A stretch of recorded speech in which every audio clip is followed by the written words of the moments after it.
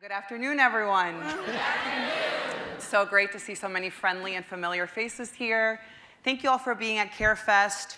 You know, I think that CareFest is one of those rare spaces where we bring our whole selves, our stories, our loved ones, and our dreams for the future into a conversation about what is possible. I grew up as the daughter of an immigrant woman who, like so many, held up other families while trying to build a life for her own. When my mom, Chela, or Chelita, as I call her all the time, first arrived in the US from Peru, she began her work by caring for other people's children. She later became a housekeeper, and even now, the families she worked for in those early years will tell you their lives worked because she was there. From her, I learned something that has shaped my life.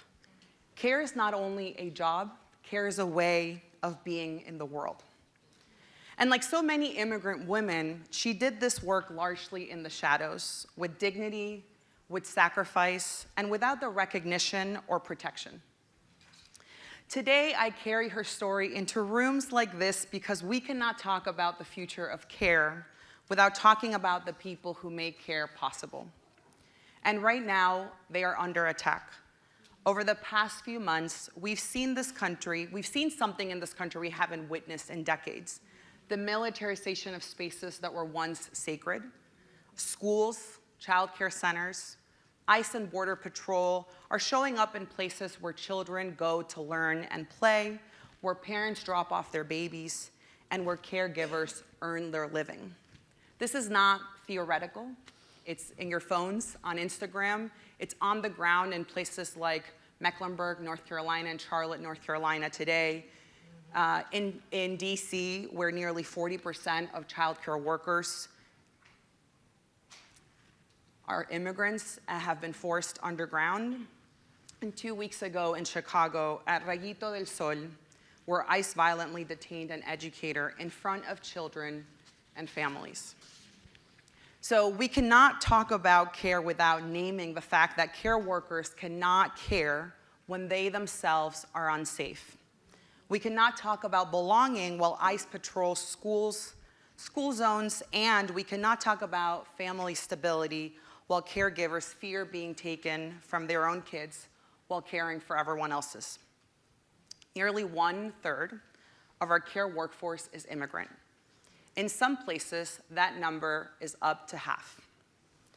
And yet these same people, the backbone of our childcare system, aging services, and disability supports, remained undervalued, underprotected, and underpaid.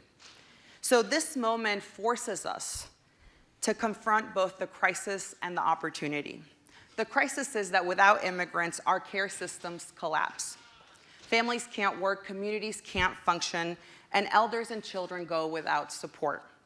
The opportunity is that we can reimagine. I just want you to say with me, reimagine. Reimagine. That we can reimagine a care future that sees immigrant workers not as something to be managed, not as a problem to be managed, but as essential architects of our next chapter. The conversation around immigration has often been stuck, focused on who's here now, which is very important, and whether they deserve protection and how. But if we're serious about the future of care, the questions begin to shift a bit. They are, what workforce do we need to care for a rapidly aging nation, for children who need developmentally rich environments, for disabled people who deserve autonomy and dignity? And how do we build pathways that welcome the people who will fill that need? How do we make sure the people who fill that need, who fill these roles, are able to live with dignity and security? So it's not about charity, it's about economic renewal, human dignity, and it is about building the America that finally lives up to its principles, where the people who make our lives possible aren't treated as expendable, but as essential to our shared future. So today, I invite us to speak clearly about the stakes and to imagine boldly, to remember that we are not trapped by the politics of scarcity, and that we can write a new story. We have an extraordinary group of leaders with us, people on the front lines of caregiving, policy, and worker power, and we only have 30 minutes, so we're going to get right into it. And I'd like to begin where all meaningful conversations should begin, with story. So Jenn Stowe is the Executive Director of the National Domestic Workers Alliance. Katie Smith, yes, give it up for Jenn Stowe. The Jenn Stowe, a true national treasure. Katie Smith Sloan, who's the President and CEO of Leading Age, and Nazanin Ash, founding CEO of Welcome.us. Yes, thank you. So each of us carry a care story, and I wanted to ask if you could share a moment from your family or your work that grounds you in this conversation about care and immigrants as caregivers. Jenn? Thank you, Lorella. It feels so warm to be in this room among friends. Care is so deeply ingrained in the Black tradition, and I sit in this chair standing on the shoulders of generations of Black women who have cared for me, people in my family, both chosen and by blood. And I had my daughter, my only daughter, when I was in college. I was living in DC, attending Howard University, and that's right, you know, okay? Thank you. So while I was in DC, I was a junior, and I just was very naive. I was like, I'll be able to find, childcare that's affordable. And so I started to, I went and checked out some government services. They told me that I wasn't eligible because I didn't have a job. I was like, okay, but I'm going to school full time. And I went back to Howard University and decided to withdraw because I couldn't find anybody. I couldn't find a place that I could afford to place my daughter in. And I was at the park. I was living with some roommates in Northeast DC at the park with my daughter, and there was an older woman at the park, and she was pushing a little boy. It was her grandson, and she introduced herself to me. And I was telling her, I'm a student at Howard University. I'm gonna actually withdraw and go back home to Atlanta. I couldn't find anybody to care for my daughter. And she said 5 words to me that really transformed my entire life. She said, I'll watch your baby. And she had just retired. She watched my daughter for 2 years, every day. She transitioned. Her name was Doretha Marshall. She was a lovely woman. She transitioned a couple of years ago, but my degree hangs in her home to this day. So I owe so much to her. So bringing her into this space.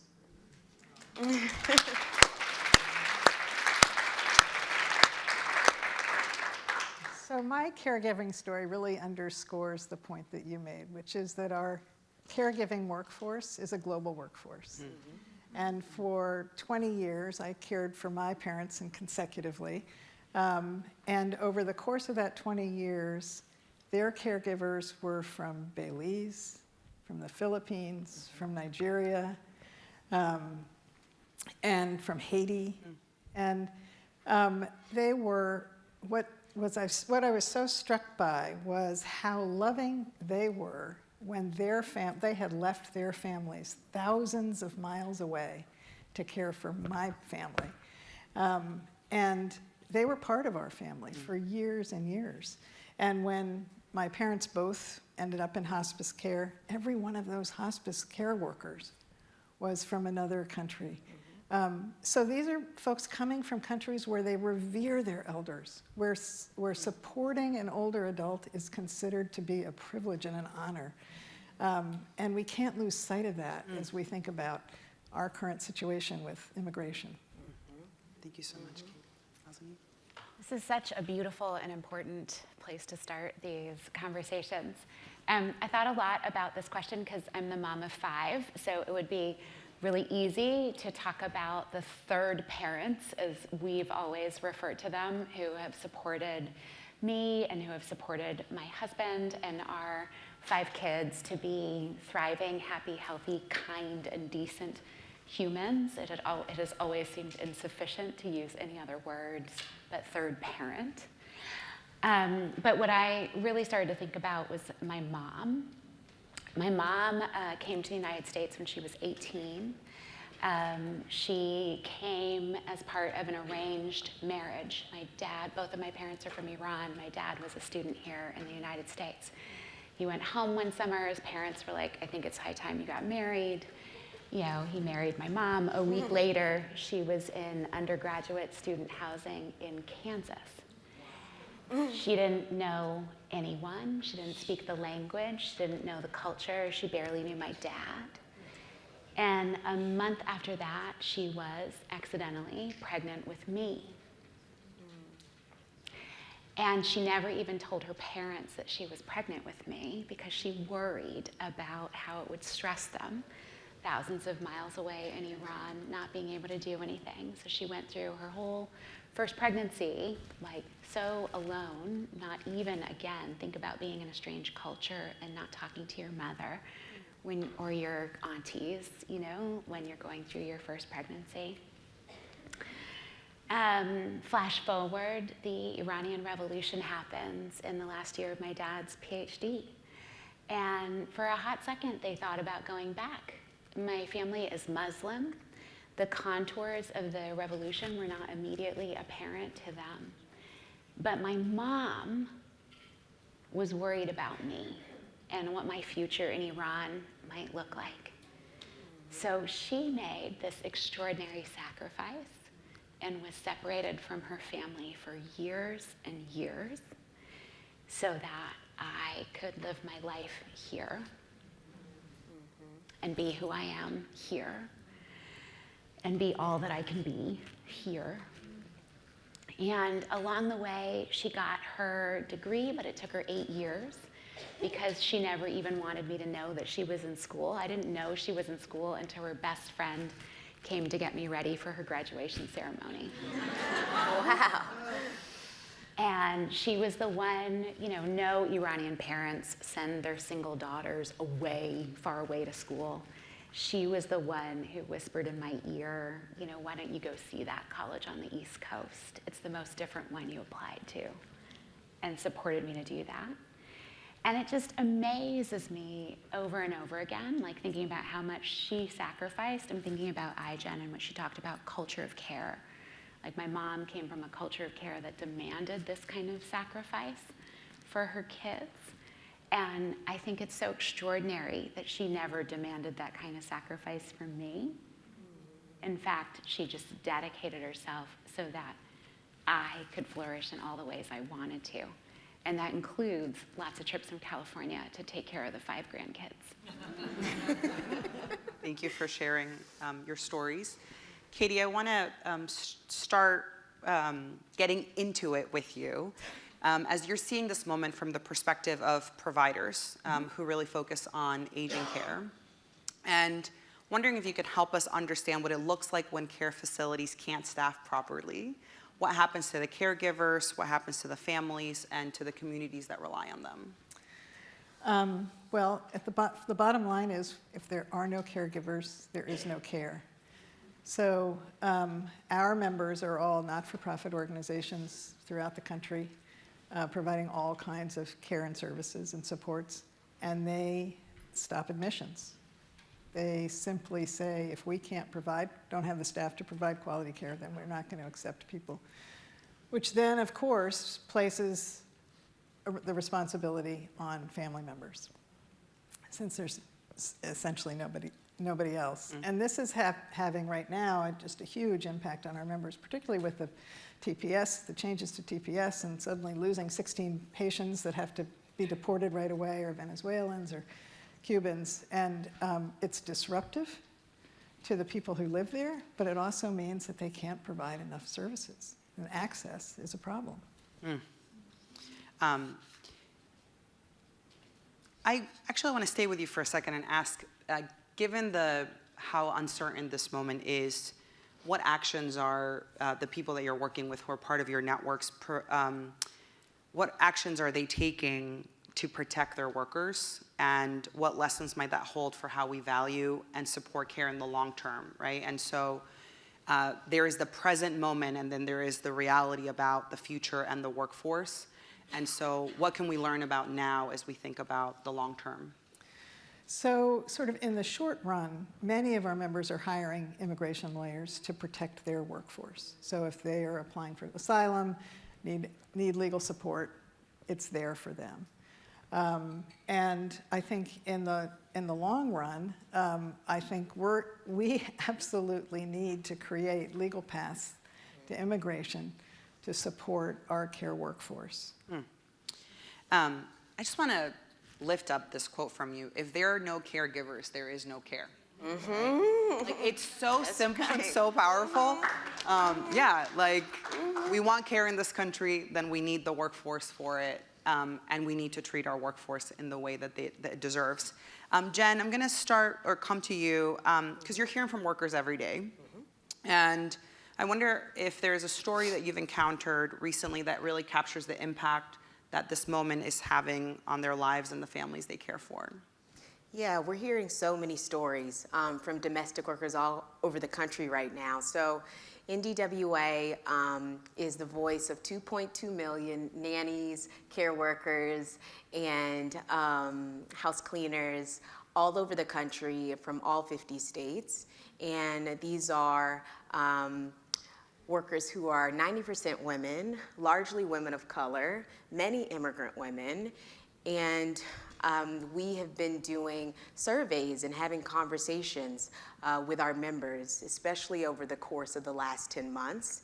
And the summary of what we've been hearing is that fear has reshaped the entire way that they do their work. And fear is reshaping the lives of domestic workers largely.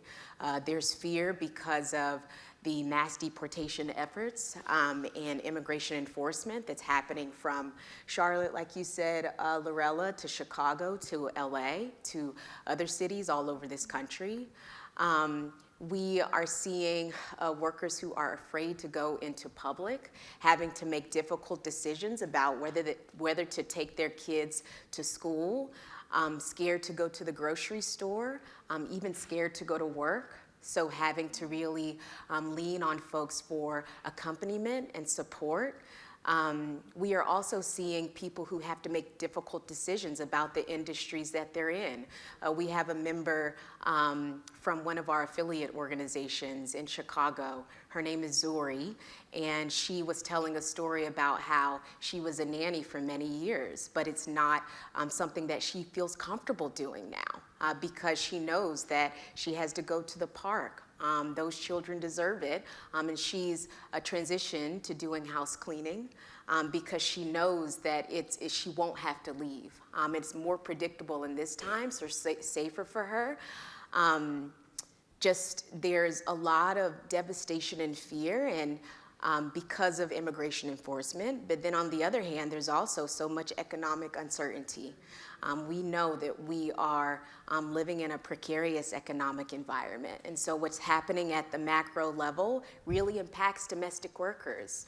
For example, we know that the contraction of the federal workforce, we've been talking to our workers and members in DC, in the DC area, and found that they're losing their jobs. They're underemployed. They're dealing with a lot of chaos economically.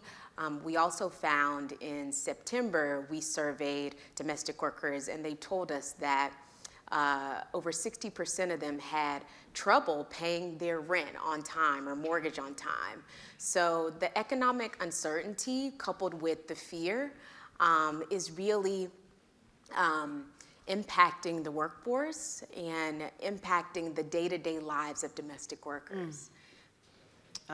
Thank you, Jenn. And some of the reporting today from Mecklenburg, North Carolina is saying that about 21,000 kids were absent today in the school system. That's approximately 15% of the student body.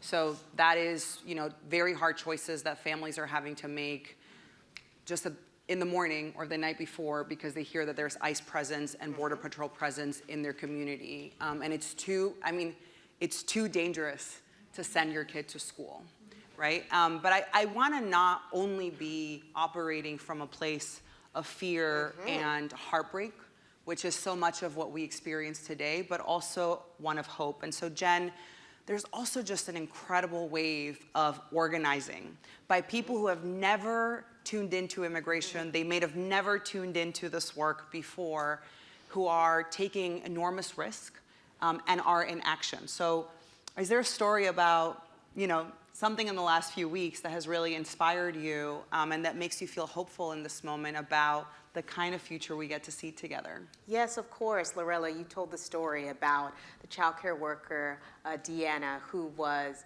detained a couple of weeks ago. And our organizations worked in partnership alongside other organizations to hold a national call to give information about how moms, folks in that community could really prioritize safety. It was a little bit of training, there was a little bit of storytelling, and we had folks mobilized so quickly. Over 600 people joined that call. Folks are so hungry for information. Folks want to step up. They want to know exactly what they can do, and I see people so grounded in their communities, whether it's mutual aid or showing up for a Know Your Rights training. So we are seeing devastation. At the same time, we're seeing enormous courage from communities, and that's what it's going to take, especially in the next couple years. So this is kind of perfect segue for you, Nazanin, because you've been working with a different population, less sort of politically active in the way that we imagine and know about. So can you talk about the work and the impact of this moment in the communities that have signed up to welcome new people in the last 4+ years? Yes. Yeah, I mean, I think it really speaks to the mutual benefit, mutual flourishing that comes when we have the right kind of welcoming policies. For those of you who may not know, our organization mobilizes Americans to help welcome and resettle newcomers to the United States. It might surprise you in this time to know that 2.5 million Americans across all 50 states, 30,000 zip codes, put their hands up to help welcome 800,000 newcomers over the last 4 years. And they welcomed them, Lorella, to your point, everywhere across the United States, to communities who hadn't really been given an opportunity to express community welcome. Kristen Soltis Anderson wrote an article a few weeks ago that said, or the headline of which was, "Our politicians are polarized, but Americans are not." And our key insight here was what happens when you unleash Americans' desire to welcome. What are the things that, what are the possibilities that get unlocked, and what do they discover about themselves and their communities? And what we've discovered is, as they've opened their hearts to welcome, that circle of care has come right around. So I think of Myrna, who ended up in Carrington, North Dakota, again, a place where newcomers were not typically resettled. She was really motivated by the fear that her own children had expressed to go into childcare. And now she's providing childcare in North Dakota, a state that has such an extreme labor shortage, that's so desperate for talent, that the community around her, not just her original sponsors, but now local leaders, local electeds, are gathering around to make sure that they can protect the people they welcomed. I think of Alessia in, I'm not kidding you, it's the name of the town, it's Unity, Wisconsin. It's a town of 400. Again, never where you typically would have resettled newcomers, but Alessia wanted to go there because the farming community reminded her of her most peaceful place. She was originally trained as an accountant in her home country. Now she's retraining as a nurse because that's what her rural community needs. They're losing their healthcare workers. They're losing their rural health community. I think of Hamid in Iowa, who was resettled by 5 older retired Iowans, a group of 5 families who came together to sponsor Hamid and his wife and 2 kids. And Hamid was the first one who showed up with soup when one of the gentlemen in his sponsor group suffered a stroke. These are communities they don't want temporary worker solutions. They're not only driven by this need for talent or, we need labor, we need nannies, we do need all of those things. But they're driven by a desire to see their communities remain vital. They're losing their post offices, their schools are closing, they're losing their rural health care. They want to welcome families who are going to love their communities as much as they do and are going to feel a part of their community and become part of a virtuous cycle of mutual flourishing. Having done this welcoming, they are so motivated. So they came in through this door, as Lorella was saying, not originally as advocates. They came in as people who like to help. Our profile analysis indicates that 70% of them are independent to strongly Republican. 50% of them voted for Trump.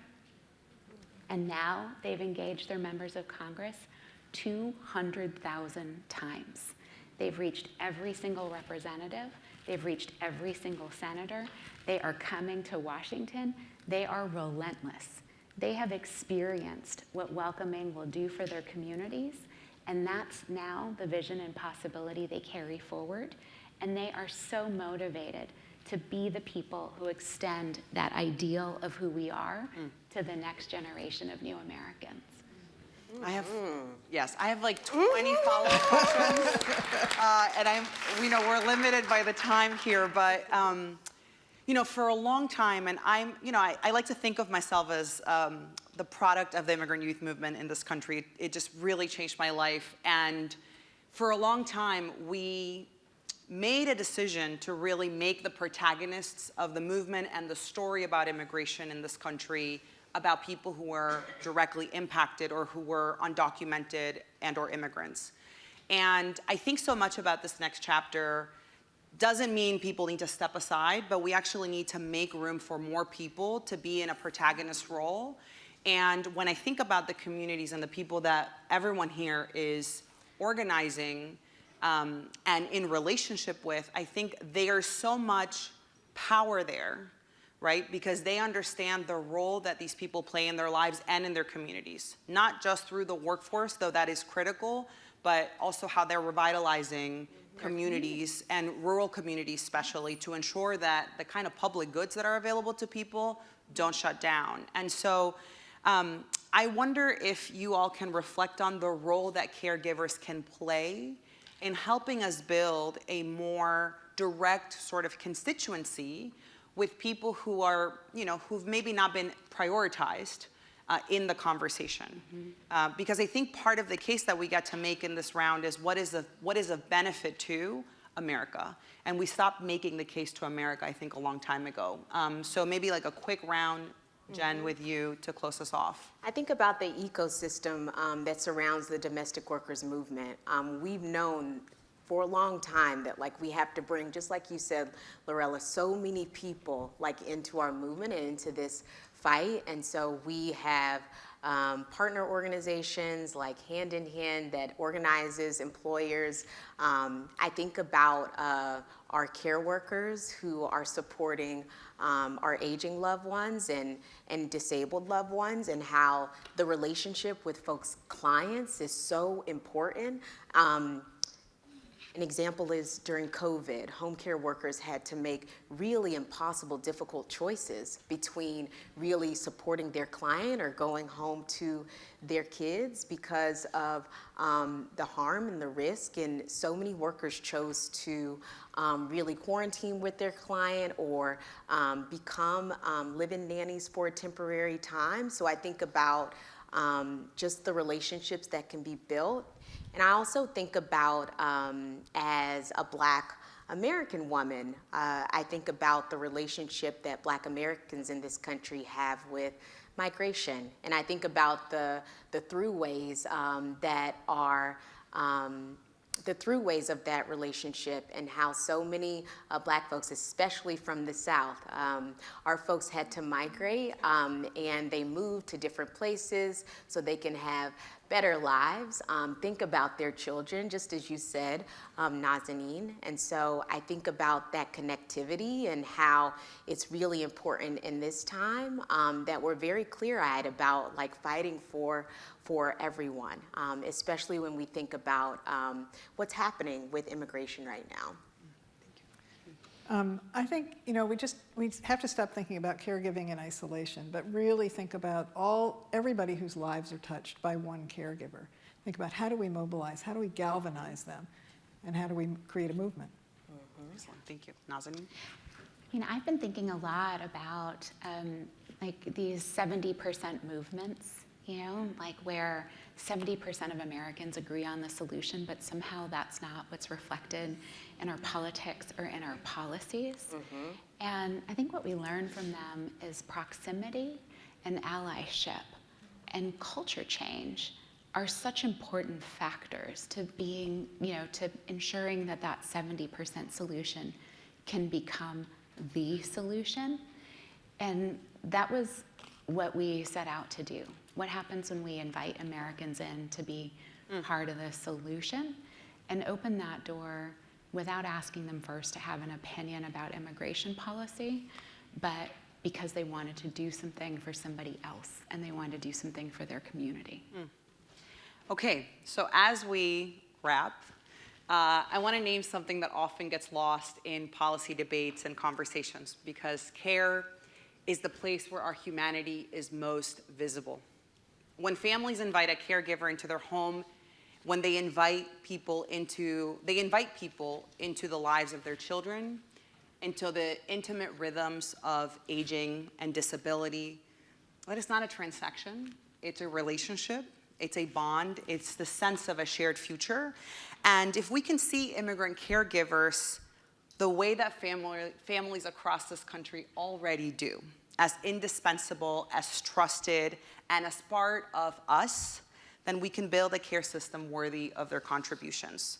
A system where workers are safe, where families are supported, where the economy is strengthened, where newcomers are welcomed because we understand that they are essential to our collective flourishing.